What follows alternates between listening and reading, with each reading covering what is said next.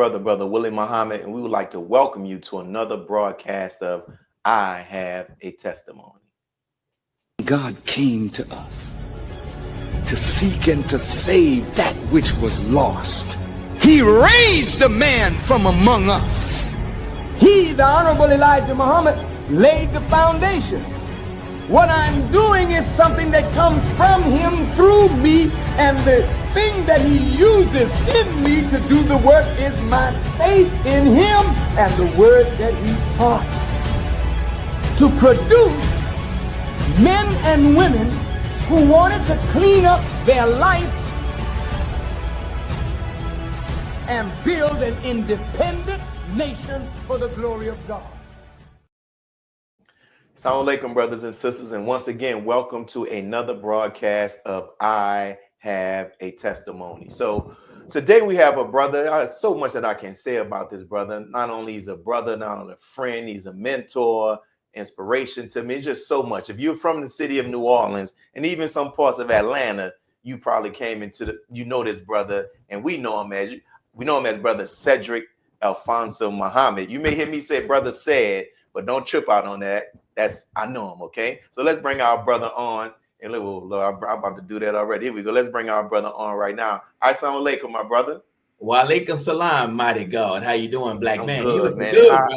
You looking good. Reflection of you, man. How are you? You good? Doing fine by Allah's grace. Thank you. Listen, man, it's an honor to be able to interview you, Said. I know we talk often, but what I like about this is the opportunity. One, you have a very hilarious coming to the Nation of Islam story. And two, we give the opportunity to, as me and you talk often about, and hopefully that it will inspire more who watch this video to get into the lessons that have been given to us by our Savior, Master Farad Muhammad, right? Yes, so, sir. Without further delay, let's get right into it. So, as I said, you have one of the funniest stories that I've heard about coming into the Nation of Islam. So can you say, don't spare any details to say that, but can you share with us how you came into the Nation of Islam? Yes, sir. Well, first, assalamu alaikum. Walaikum salam again. And thank you so much for allowing me to be on the program with you and these and your wonderful guests and all the people who helped to put this together. So I want to say that first. So this is not a familiar territory with me because I share these things personally, but I'm going to try my best to articulate them. And so coming into the Nation of Islam, this particular story, I call it the girl in the book.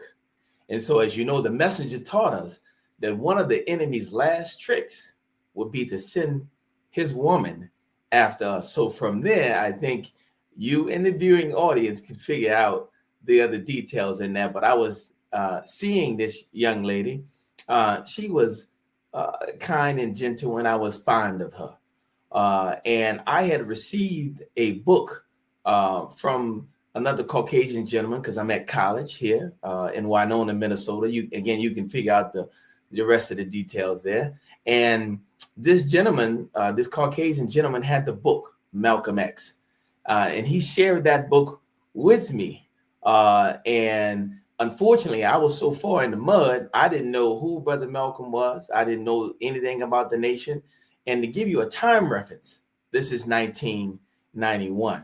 So I was completely without the knowledge of self.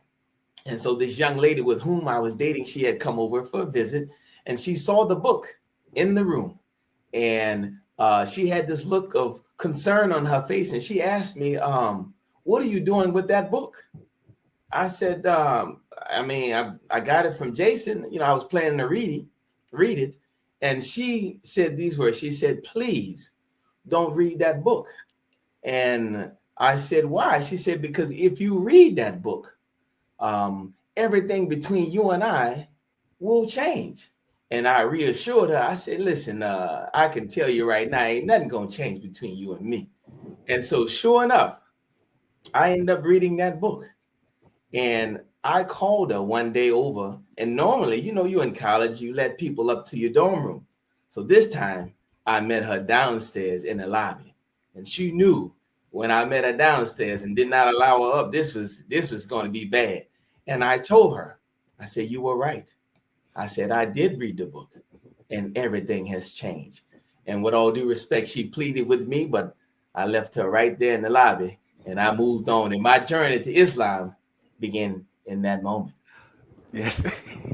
And then, yo, you handled that very Quranically. You know, like how the Quran talks about certain subjects in a very eloquent and a very way where not too much to the right, not too much to the left. If you get it, you get it.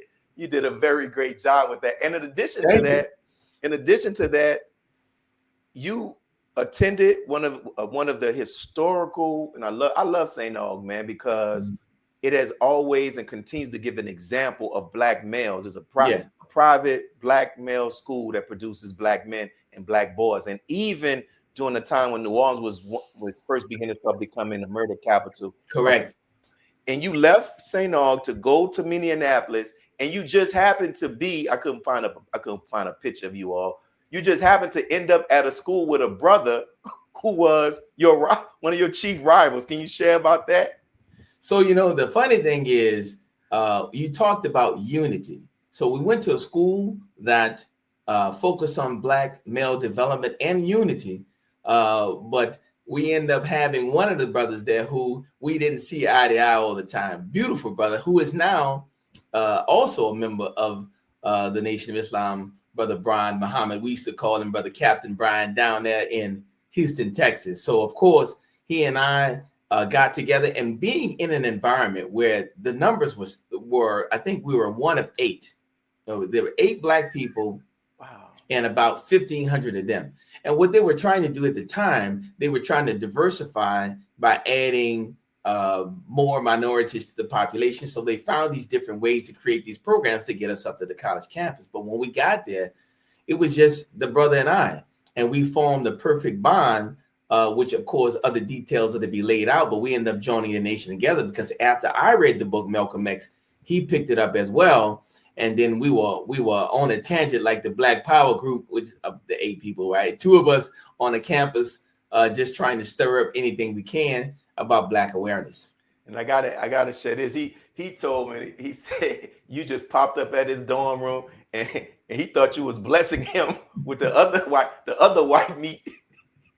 And then when he read the book, it's like, man, why you did that? So listen, I'm like, you know, I still was in the mud. So I'm reading this book, and the brother is like, we don't do pork. So I guess like, I'm gonna get rid of this meat. But before I throw it away, you know, maybe my brother might wanna, you know, have it before I throw it away. I should have thrown it away.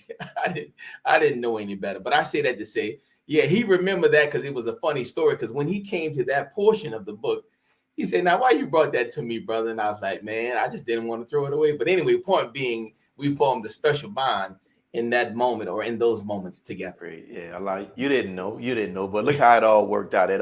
He ended up coming to the teaching. And so, you know, I've heard you talk about growing up on Dumaine Street in New Orleans, in one of the areas, one of the hot streets in the city of New Orleans, and getting married, a young father, living actually in, today you live in a very nice house in Atlanta. Yeah. But you were living in the Callio Project when it was the Callio Project, right? True that. So can you talk about just how the positive impact that Islam had on your life and has? So, you know, I always tell people that's an extremely loaded question, because how can you thank Allah for all of the many things that you have been given? And so I want to be able to try my best, of course, to illustrate some of the specific things that I would say. And number one, I think Islam gave me life. And I'm not talking about the physical life, because of course we had that already. But what I mean is an opportunity to be able to grow and prosper, to be able to have an actual future, to be able to serve God in a meaningful way, and to be able to serve my community and serve self as well. So being conscious and awakened to the fact that you have something you can do with this life was number one. Number two, I've been blessed with a beautiful family. I have a wonderful wife who is a true life partner. She's a great friend. She compliments me, and we've been married for 30 something years. I got married when I was 19 years old. So she's like the only person I've known in this intimate way. And from her, we produce children, grandchildren, and a future there. So again, life and then a family, meaning like you're spending this life and sharing this life with other people. So 1, life; 2, family. The third was peace and prosperity. I can say honestly, as you mentioned, I live a comfortable life, and I thank Allah for that. But this is not how I started, because when we were living in the project, it was rough, and again, it was the real projects, not something that you. Yeah, this is. I'm talking about violence, gunshots. It was going down all the time. So you just had to get used to. Oh, they shooting over there, because it was a common thing. But I say that to say, the third item being peace and prosperity, being able to work hard through Islam and through professional work to be able to create an environment that is truly satisfying, and being able to handle life with minimal interruption, because we all have ups and downs, but Islam gives you the knowledge and the intellect to be able to deal with life's problems as they come at you. So that would be the third. And then the fourth and last thing that I would share would be, through Islam, we all have a future now, meaning that we can serve Allah in a way that we can hope for a better opportunity where we live constantly in the presence of God. Those would be the 4 things I would say off top. And we're going to get into this, but said you just answered that question straight in the format of the lessons. I don't know if you realize that or not. If you past, present, then you bring it to the future straight. You all going, for those who are watching, you're going to understand why, right? And so let's get to this next question. I want to lay the base from this and say why I'm asking you this question in regards to helping someone else from not falling victim to this. And for some people who may be in leadership but may lack a certain maturity or understanding and may not realize how their mindset is not in line with the vision of the Most Honorable Elijah Muhammad, the vision of the Honorable Minister Louis Farrakhan, and I would even say the vision of Master Farah Muhammad, right? So you and I, we came into the nation at a time where there was an environment at our mosque that was kind of like anti-pursuit of higher education. It was. To be honest with you. You would have people that will tell you, hey man, you're not gonna need this in the hereafter. You're not gonna need that in the hereafter. It's about this. It's about the mission. Yeah, it is about the mission, but this is also a part of the mission, right? Yes. So, and you told me once again it was funny. We laughed about it, an experience that you had and what the advisor told you. So can you share that and talk about how we do need to be educated, of course, balanced with knowledge itself. Yes. Well, again, truly, these are things that personally, we joke about, and again, I would not share them publicly. So thank you for the audience, just please bear with me because I'm developing my public persona just a little bit because I'm not accustomed to it. But anyway, to be specific, so I was at this time, so just giving a picture. Now we're in 1990, probably 3 or 4, because remember I started out in college in Winona, Minnesota. So I left there to come back to Dillard University. So now I'm in New Orleans. I'm married with 2 children and living in public housing, working a part-time job, very part-time, right? Pushing the program. And just for context, I was one of the brothers earlier in the nation to sell 1,000 final calls, or to carry 1,000 final calls in the Southwest region, and particularly in New Orleans. So this is what I was doing full time. So of course, and I'm attending college full time. So it was a lot happening, and of course, again, I was very unbalanced, which brings about this story. So my GPA that particular semester at Dillard University was 0.75. So 1.0 is the D. So I had dipped into failure at 0.75. And my dean of the business college at that time, Dr. Edgar Chase, he called me in to have a talk with me. And he said to me, Sedrick, I had wrote this down. I thought this was so funny. He said, Sedrick, I see you on the corner all the time with your papers. He says, you're very dedicated, but you're not doing very well in school. And he said to me straight up, he said, you might want to think about dropping out of school because right now you're wasting money. And not only are you wasting money, but you're paying to fail. And so I was offended that a college professor would tell a student that he should drop out of school, because I came to the college professor, expecting some kind words about how you can do it. And to be truth, I was already prepared to give him my sob story. Listen, man, I'm married. I got 2 children. I live in public house. I was ready to give this man a story so he can feel sorry for me, but the brother wasn't having it. And so, it was really strange, because in that moment, I had decided to become determined to prove to him that I could handle the intellectual work. We're not just manual soldiers who don't have or possess intellect. We are capable of that as well. So I wanted to prove that to him. And so I got my stuff together. And I finished school and graduated and moved on to the professional field and did well. As well as can continue to push the program. But as I took a step back to balance in pushing the program, I had many who thought something was wrong with me. They were upset, and in some instances, verbally aggressive about me pursuing my studies, and of course, discouraging. But time has shown that wasn't the right course, because the course we took paid great dividends. And what advice would you give to college student or someone in the Nation of Islam and they want to pursue getting their degree or some trade or whatever? What advice would you give them from your experience?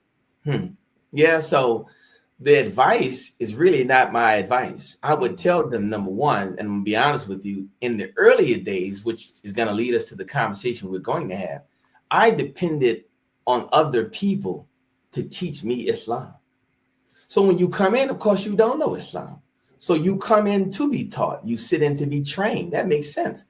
But once you get access to these books, right?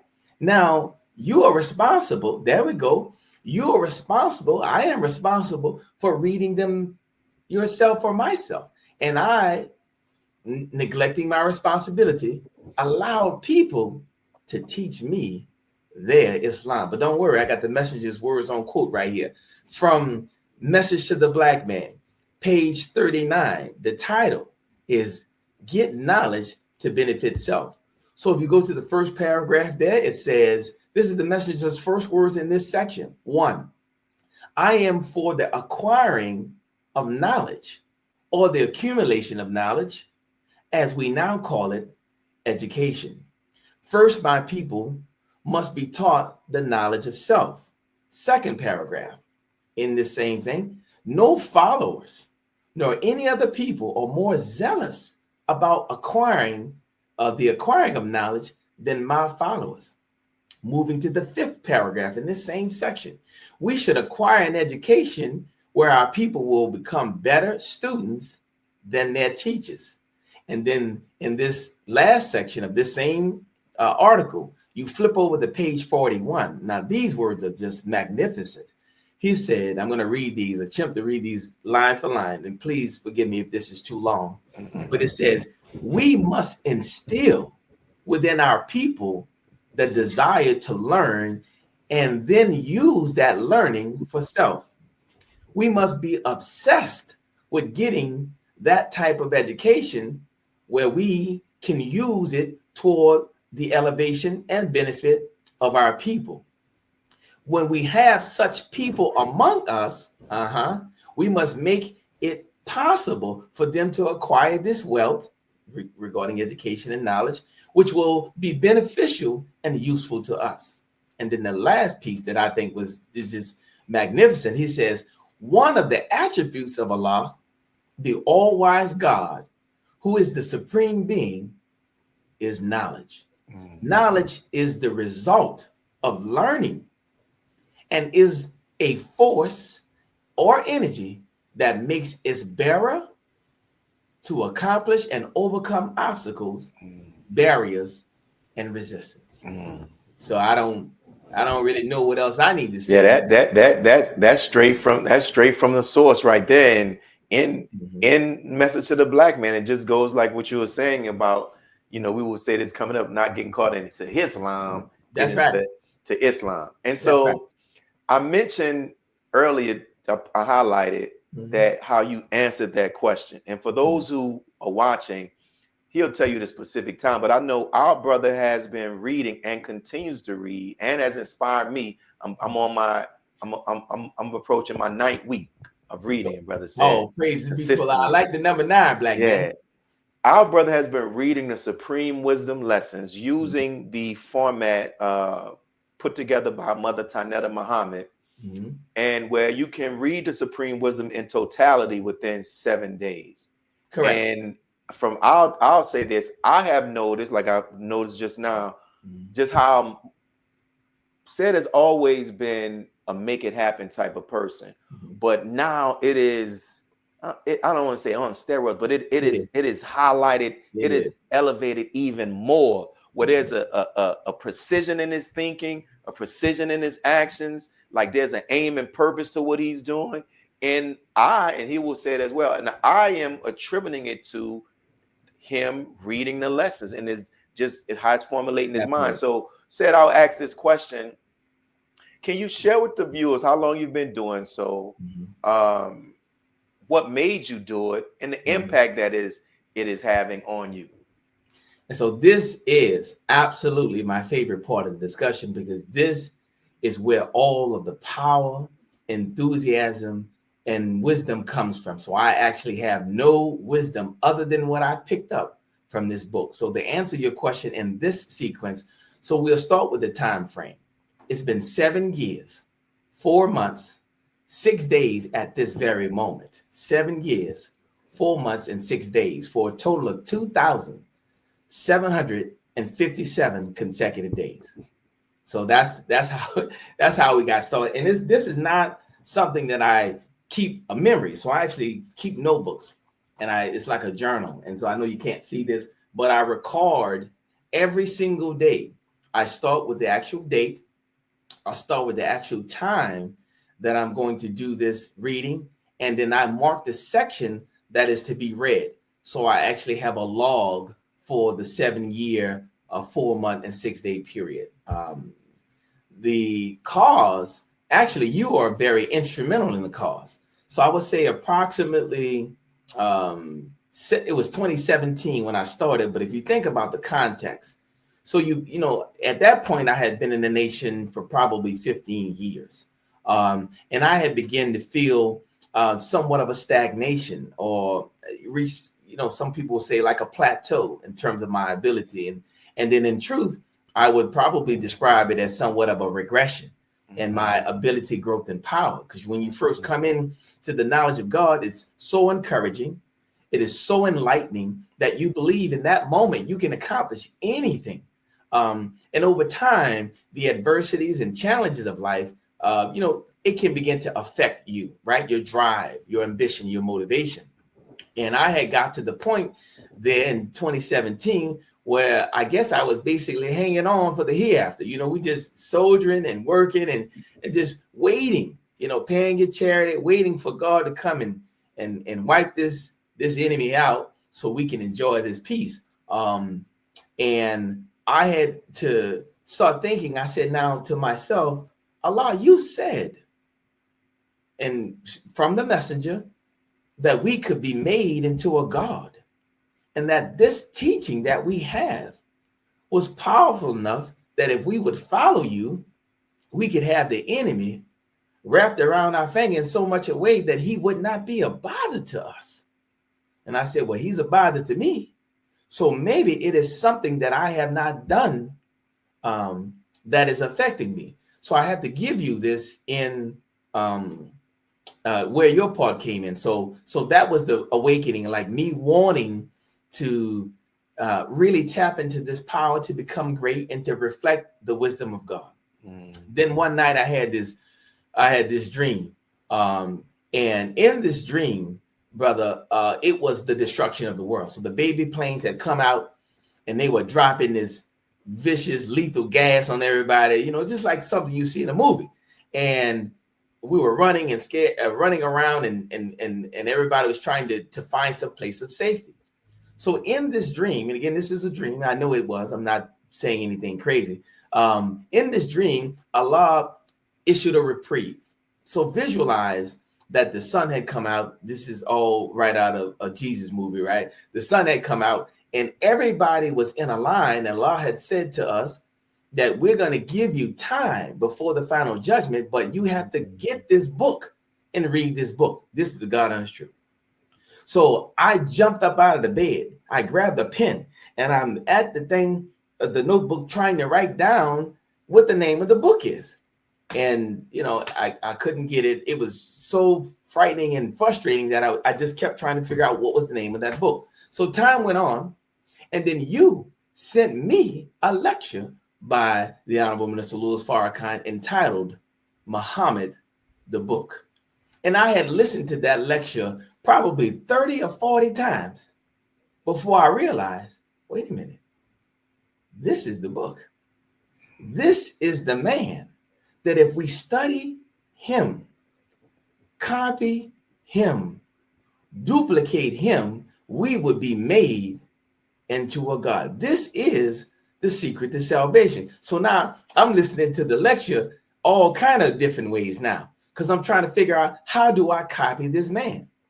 And so my oldest son later sent me the lecture from Mother Tynetta, the 10th sister in the brain.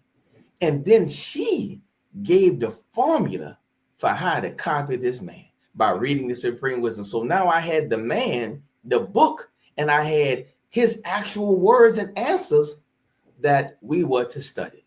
And I don't think I need to get into the instructions there. If you read it, God is giving you an instruction. So when someone in authority gives you an instruction, it is probably in your best interest to comply or respond to the instructions given to you, particularly if you say God gave these instructions. So that's how I got started.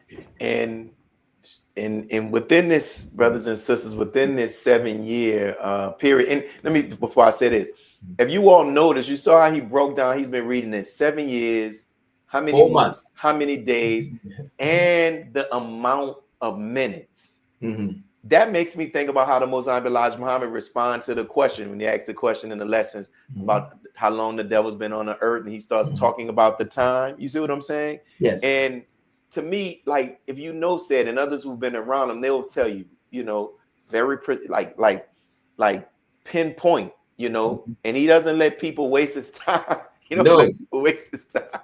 Listen, I'm gonna call you at this time, and he means it. But that is a God. Mm-hmm. That's what God and shortly after, sometime after, our brother had this idea, which he accomplished, where Said told me, this is an article that you see, our brother from off of Dumaine Street in New Orleans, if you know from New Orleans, he rode on a bicycle, family, from Atlanta, Georgia to New Orleans, and he'll tell you the amount of mileage that it was. So talk about that, Said, and how do you think the lessons played a part in that?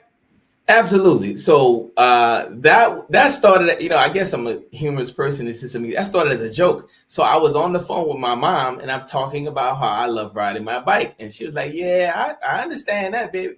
And I said, Mom, you know what? I ride my bike from Atlanta to New Orleans. She said, boy, you ain't gonna ride no bike to New. I said, I will. And so the joke became a reality, but I have to give the context. I got that bike in March of 2022. I got the bike in March of 2022. Within 6 months, I had never had a bike. Within 6 months, I had decided to ride this bike from Atlanta to New Orleans. So once I made that decision, I had to do the requisite training and preparation, and I started doing that. I had no context. So I'm going to tell you this. It was so serious as a novice, meaning just having picked up a bike. the gentleman who worked at the bike shop, I needed to get my bike serviced before, like you get your car serviced before this kind of journey. So I take my bike to get serviced. And now the bike ride is coming up again. 2022, got the bike, rode the bike in 2023. So within a year, we making this happen. And so right before the bike ride that weekend, I'm getting my bike serviced. And the gentleman at the bike shop said to me, he said, Sedrick, I don't want to be discouraging to you. He said, it may come off this way.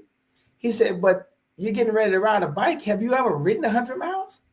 I said, well, I did once. He said, have you ever ridden 100 miles in consecutive days? I said, no. Now the bike ride is coming up on Saturday, and he's playing with my head on Wednesday. And he said, you don't even know how your body is going to respond. You've never done this before. He said, I've been riding a bike for 20 years, and I couldn't do that. He said, I would recommend that you change your strategy, maybe do 75 or 80 miles a day and extend this thing out, because it's going to be a challenge. And again, I'm not saying you can't do it, but as an experienced bike rider, I would not recommend that. That's Wednesday before Saturday, before the bike ride lunch. So I'm like, man, I'm doing this. So having no context other than my faith and belief, and I guess some training, I went out there and we initiated the ride on Saturday. So I want to give you a couple of numbers. One, the number of pedal strokes, 168,626. And said, did you say how you have to give us the miles too, I guess, right? Okay, go ahead. Yeah, you got it.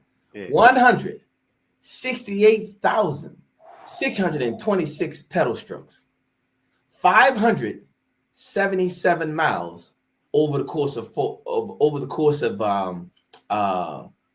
5 days. And it was about 8 hours of riding per day. And we did that in about 30 hours. So I mean, of course I could have rode consecutively, but it was about having the rest. So again, I'm giving the context so you can understand what I'm going to say next. And that is, it is a simple action, pedal or walk, a simple action repeated an extraordinary number of times. So it's about duplicating an effort. So I'm gonna give you an example. If you went outside in your neighborhood and say it was litter on the ground, and you picked up one piece of paper, and I ask you, can you pick up this piece of paper or this cigarette butt? You would say, absolutely, I could do it. Simple action. And then if you look at the entire environment, can you duplicate that action 2,000 times? So now you're picking up every piece of paper in the neighborhood. And when people came around, they saw you pick up one piece, they wouldn't be amazed.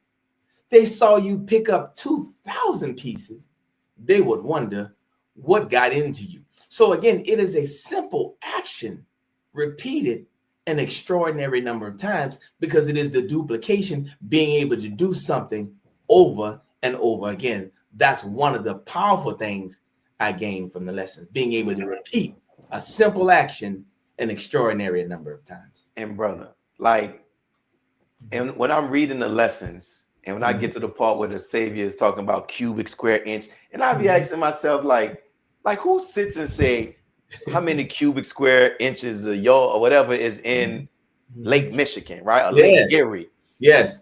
And that brought to mind when you just said how many pedal strokes you took. Over 100,000. You feel what I'm saying? So like the way that Allah has your mind thinking, brother. Yes. Like people, like, yo, if you want to see like that God mentality, for those who are watching, you're seeing it, and you're seeing it in a believer. And what gift does Allah have for us if we do the same? So you mentioned the Wednesday before the actual bike ride, the man said, listen, bro, you can't do no 100 miles.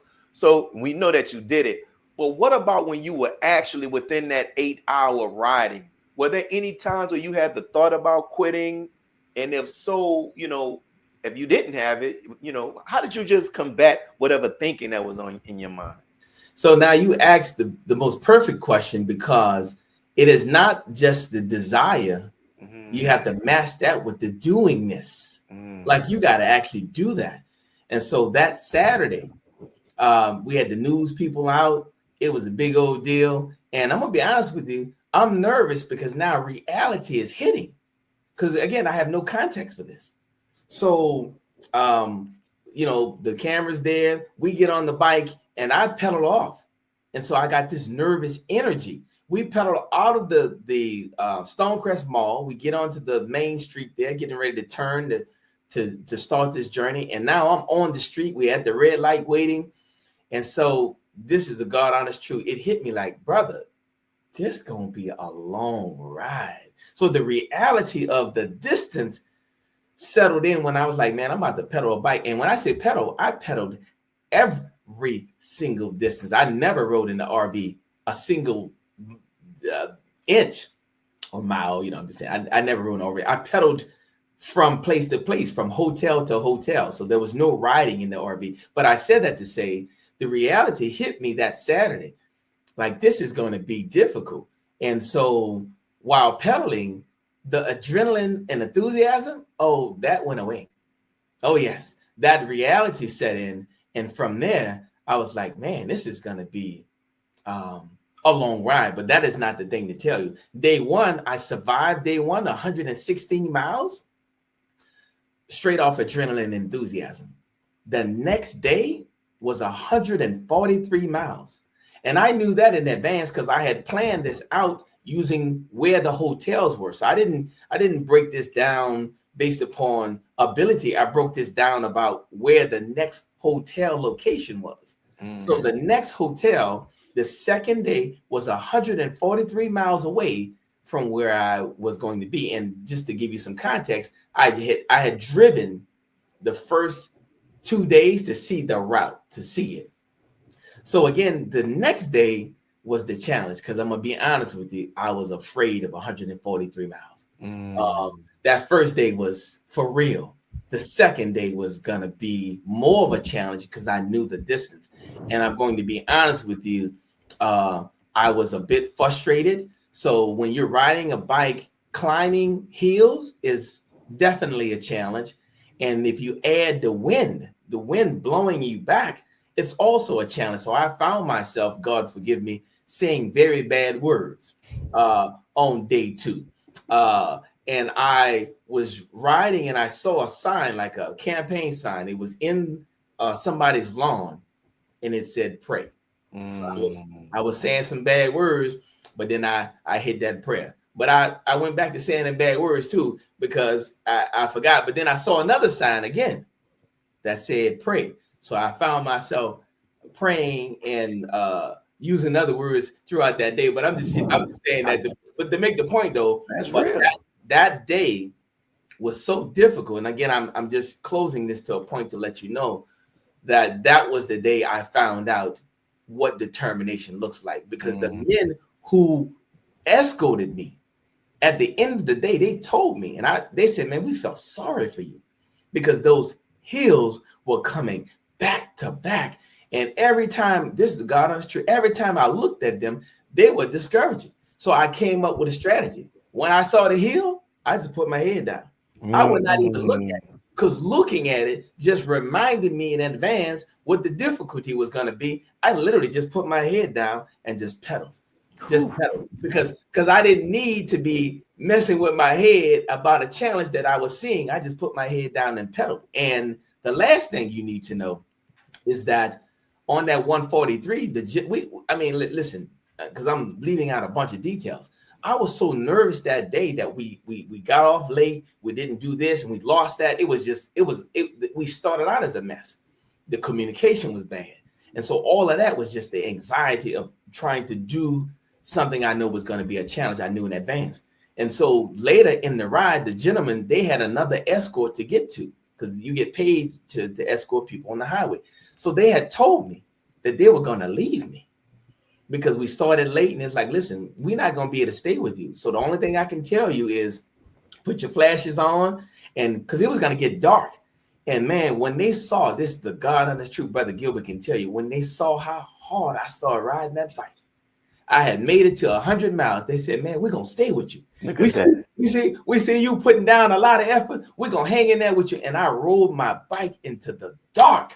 And brother, as God is my witness, it was, I don't know where I found the energy from. Could be just enthusiasm. I rode faster at the end than I did at the beginning.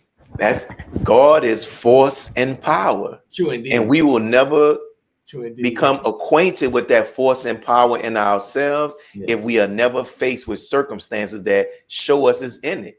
And look at how you will begin to start inspiring others. So we're going to pause for a quick break, and then on the other end, we're going to come back and have you talk about why you were riding, and then we'll the last few questions. But beautiful, man. Excellent. Thank you. Beautiful. So for those who are actually watching this, we want to just pause. So listen, if you want to run your ad on the show, promote a business or an event, just reach out to us. We have this information. Send us an email. Contact me through social media. Prices are very affordable. Just to get your just to support, just advertisement, right? In addition to that, also what we are doing here in the city of New Orleans, you see that we started off at trying to get 1,444 people to give $100 donation. You see that where we are right now, 890. So we're chipping away at this thing so that we can pay off our mortgage. And we thank those who have already given donations to it. We greatly appreciate it. Continue to give, but continue to encourage other people to give. And also what we're doing, if you know anybody else that has a testimony that was touched by the teachings of the most honorable Elijah Muhammad, met the honorable Minister Louis Farrakhan. You heard our brother talk about how just reading the book, Message to the Black Man, how that impacted his life and transformed his life. Now him reading the Supreme Wisdom. You see the link that's going to be in the bio. Submit it. We just fill out the form. We'll evaluate it. And hopefully, inshallah, you can become a guest on this show. So now let's get back with our brother Sedrick Muhammad. So brother Sedrick. Yes, sir. In addition to just a personal goal, but you also were doing that to bring awareness and to raise money for your educational, I don't say like your organization, organization that you have achieved 365. And for those who are watching, what we're going to do, you're going to see it being shown at the bottom. You can go to the actual website. That's the banner, but we're going to put it on something else where people can actually get it. But talk about it. Talk about it, Sad. So, as a background, I am a professional counselor. And so I have worked in schools for the past, 10 years. Mm-hmm. I would start by saying I had launched another business first, and then I worked in the schools as a school counselor. And seeing the young people within our schools who are not prepared to be able to go out to the real world and make real good life decisions. We see this as a systemic problem. And so in truth, I am one of the people who was there to help them, but the school system, the way it is structured, our time is diverted to other tasks, which means we're not really available to support the students like we would like to. And so instead of sitting there, staying in the job, collecting a salary, talking about how bad the problem was, I decided to do something. So that was the initiative. It's like I'm gonna figure out a way to solve this problem. If you tell me, you walk into the room and you say, man, there's a lot of trash in here. Look at all that trash there. We need to pick this up. We have to improve, blah, blah, blah. Now you've made me aware of what the situation is, but in doing that, you haven't done anything. The problem still remains. So if you are going to practice your God ability, then find something you can change. Find something you can produce and bring about. And so this was just, okay, well, let me give this a shot. If education is a problem and we don't need to go to any conferences about it, what are some of the things that I can do to be able to produce a change? And so that was the initiative to launch an organization, Achieve 365, meaning like you need to accomplish something every day. And true, you can say that's their lessons. Do something every day. What have you done for yourself today? Your brother from the East wants to know, huh? Come on. So I'm telling you, I never thought about that until you asked it. Mm-hmm. But really, that all of that comes from the lessons. Like it's an instruction. It's Achieve 365. It's telling you to do something every day to accomplish something. So anyway, in doing that, we decided to focus on literacy because, our people, the grade level education in America. So I don't need to believe at that point, but it's a problem. And not only literacy, but I'm going to be honest with you, even in our community in general, for those who can read, comprehension is still something that needs to be worked on and addressed, even on the adult side. Mm-hmm. So I saw it as a problem in that if you were even given knowledge, if you couldn't read it and understand it, it wouldn't do you no good anyway. So I decided to form an organization that would get at the heart of that, and we are going to systemically change education on a whole new level. And I'll say this as a with all due respect, I have been given, I shouldn't say that, I think I have been given ideas that would be phenomenal, and I just have to create the space to let people see it. And I'm saying that to tell you, let me tell you what I'm trying to tell you. So we look at all those, like Sigmund Freud and Maslow and what's my guy name? Isaac Newton, all these people who created theories and ideas. If you come to the wisdom of God, he will give you and I theories and ideas that are here but are unknown yet. He will reveal them to us like he does with the messenger and his servant. Say that. So I'm keying this up to tell you that in the 10th system, the brain, not quoting this exactly because I'm freestyling this part a little bit, but Mother Tanetta talks about how the question and answers are designed to tune your mind to the frequency of God. But check this out, though. So you have a radio, and they're broadcasting a signal, meaning it's out there. Then you have a device that you're tuning to pick up the signal. So if these lessons are designed to tune your mind to the frequency of God, that means there's revelation up there you can pick up and draw down for your life. But this methodology, the question and answer methodology, was designed by God. And so if we use it, we will benefit from it. Whew. Let the church say amen, my brother. And you made me think about the lessons. The Savior in the early 1900s, in his instructions, every temple was to set up a reading class. There you go. You see what I'm like writing, like what you're doing is writing the chord with it. That is Achieve 365, and you see it's gonna be in the description. You all can click on that and support and learn more about it as well. That's a part of the work, and I'm just that's a part of the work, because sometimes some of us can narrow what the work is, but this is a part of the work. So two questions, and I want to ask you this. One, I've started this this podcast that I've been watching. It's said to be one of the most popular podcasts on YouTube. And one of the things that the host does, he asks the current guests to answer a question that was left by the previous guest. Okay. And he also asks the current guest to leave a question to ask the future guest. So I interviewed somebody before you, and they left a question. All right, let's go for it. And here's the question, and then after that, I'm gonna ask you to leave a question for the next guest. No problem. And then we'll get ready to wrap up. He asks, when the Honorable Minister Louis Farrakhan departs, will you remain with the Nation of Islam? And he stressed this part. And why would you continue in this work after he is gone? So that's a beautiful question. It is. And what I want to say about my ability to remain, that is something that I pray Allah will help me with. So I want to say this because I have no power. So I didn't bring myself to Islam.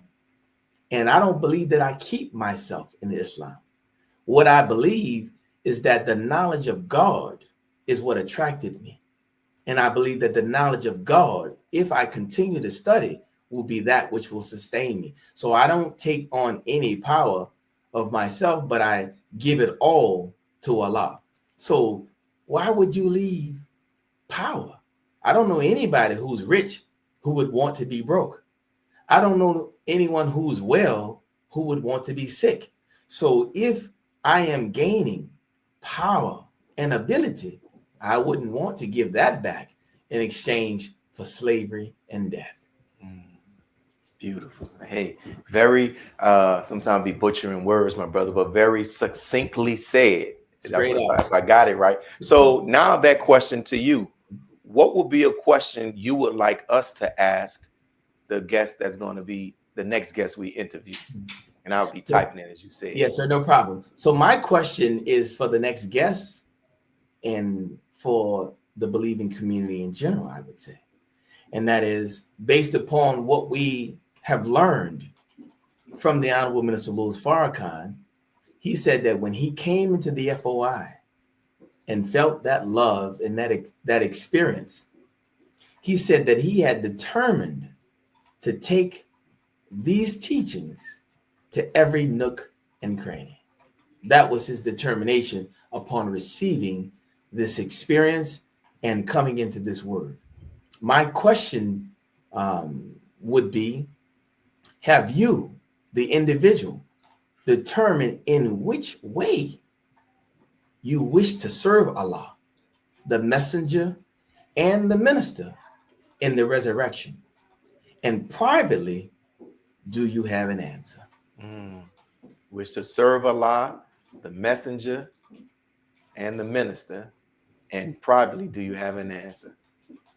I want to know specifically in which way, not, oh, I want to serve. No, yeah, good. In which way? Qualify yourselves Specifically for positions awaiting you. So there's something specifically you can do, I can do, we can do to aid in the resurrection. We all have a role to play in that. So what's that specific role for you and I? Beautiful. And that's a very relevant question. And it's bringing back to mind what I'm paraphrasing. The Savior says, what are you doing for yourself today? Your That's brother right. from the East wants to know. And in fact, in one part, he says, don't tell me you didn't have a teacher 379 years ago. I'm here to teach you. Ain't like that happened. That's what right. we doing now. So that's right. Beautiful with that. So as I thoroughly enjoyed this interview, my brother, as always, in your conversation. I know other people. I'm honored that I'm having the opportunity to present you and introduce you to others who don't know you, and they can benefit from how Allah is using you. We're all stars in God's universe. Correct. So my last question is, was there anything that you wanted to share that you didn't get the opportunity to share? Either I didn't ask the right question to pull it out of you, or you just forgot. So if so, this is your opportunity. Yeah, so thank you again, you and the people who work with you, your team, to put this program together. Thank any of the audience who is viewing this. None of what I do, I try to take any credit for, because all of this originates with the study in the Word of God. And I say a couple of things. Because there are a few things I haven't left out, because numerically, I can honestly say, if you take a statistical measure in every area, whether it be health, finances, relationships, communications, I have improved by Allah's grace in every way. I literally can turn anything into a statistic and measure it. Like, it's just, I can't even turn it off now. My mind has been converted in that way. And I say that to say prayers have increased. I mean, like, so somebody said, well, can you run, jump, swim faster? Yes, I can. And so during Ramadan, just this past Ramadan, I rode 44 miles during the sunup time, didn't have a drink of water, nothing to eat. And so your ability is unlimited. And so that word of God is powering my life physically and mentally. And if you have, I'm not saying you, but the audience, if you have something in your life you want to change, I can assure you this is the means and the methods. I would encourage you to get Muhammad the book. It was important for me to understand why the messenger of Allah is the book to be studied. The minister laid this case out in 1974 in that lecture. He gave a beautiful explanation of that. And then I would encourage you to get the lecture, The 10th System, The Brain by Mother Tynetta, who not only describes the method that is used, but gives additional information on why such is important. Those are the things that I would share, and I pray that everyone would find this truth and find themselves to succeed. Peace and it's happiness. interesting how, and I hope you all got it as an audience, brother said that in a quantitative way, he can show his improvement in his life. Like, you know what that means? He can show the numbers. Absolutely. Prayers is increased. And we're taught that Islam is not a religion, it's a way of life. Mm-hmm. And we're taught that Islam is mathematics. So we should be able to, in a quantitative way, show, no, this is how I have improved. Blah, blah, blah, blah, blah. Let me offer this too. That this is something I want to say, because people are always looking for a little spookism. I give you a little spookism. You want some spooky power? But listen, not only have my prayers increased, but I think the frequency of God within me has increased. Now I'm gonna tell you this. So I have 3 illustrations. Now these are just the God honest truth, where I prayed with or for someone who was suffering from an ailment, and they reported to me. Now, I didn't ask them this. They reported to me that they had gotten better. I mean, so imagine I didn't ask anybody to bear witness to this. One sister I prayed with, she was suffering with a problem with her foot. And a couple weeks later, she said, "You remember that prayer we said?" She said, "I have been feeling better since then, and I no longer walk with that cane." Now, I didn't do anything special. I'm talking about sharing the frequency of God, but you don't have to worry about that. And you said, "Well, why don't you pray for yourself?" Well, guess what? I'm gonna be honest with you. Those prayers work internally and externally. People who know me, and I guess you can look and tell, I am not a sickly man. Oh no, look, bro, you're looking like 16 on him, brother, for real. So I'm only saying that the frequency of God can be measured. Just because we don't know how to measure it and don't have a tool doesn't mean that you can't pick it up. You don't see the atom, but you know it's there. So anyway, thank you so much. It's all connecting. What Mother Tynetta said about how the question and answer, if it tunes your mind up, so then when we go into prayer, then the frequency is high. You feel what I'm saying? The frequency is high. And for those who don't know, our brother strictly, he's falling back from watching television. He's strictly reading the Quran. He's still reading the Quran every day as well, right? So I the lessons and some aspect, some part of the teachings of one of the books, right? Every day. And if the minister says that's the highest conversation, the highest electrical charge. So again, I don't want this to be about me, because I'm telling you, I was doing bad. I have nothing, and all the gains are credited to those words structured by Allah, who, if it wasn't for the minister impressing upon me to study the messenger, I wouldn't have done it. So I owe that man everything. And how do you pay a man back who, with all due respect, you've been receiving something? You've been receiving. How do you pay him back? If this is the close on this, if you say, I am a karate student under Grandmaster so-and-so, and you are studying under that man, you've been going to that class for 20-something years, and then people ask you to demonstrate your effectiveness in the art, and you can't do it. It is not a knock on the teacher, because people will start questioning, well, what your teacher teaching you? To some degree, it is a question on the student's ability to take what the teacher has given to go home and practice. And in my years in music, we played, you mentioned St. Augustine High School. When we played as a group and the teacher heard an awkward sound, he would stop the band and point to that section and say, play. And then when he heard that sound coming from the section, he would narrow it down and ask each individual to play until he located the source of the poor sound. And because we were in that environment, we went home and practiced, because nobody wanted to be pointed out as the person bringing down the sound of the unity of the band. And so that practice is incumbent upon the student. The teacher has done his teaching. You say leader, teacher, and guide. Say that. Yeah, leader, he's number one in the study. And being number one in the study, he turns around and then teaches the study and then serves as a guide to this wisdom. So if he is all of that, then I have to do my job as a student. I mean, like, what are you talking about? 30 minutes a day? You can do that. I can do that. And the results from that will be life-changing. And then I can really, hopefully soon, thank my teacher, because I owe him everything.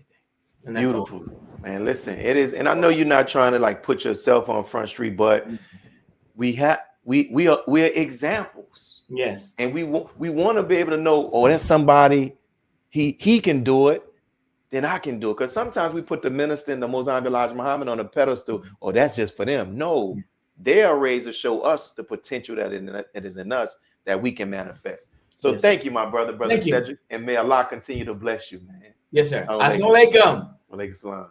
And so, Lou, I feel energetic. I feel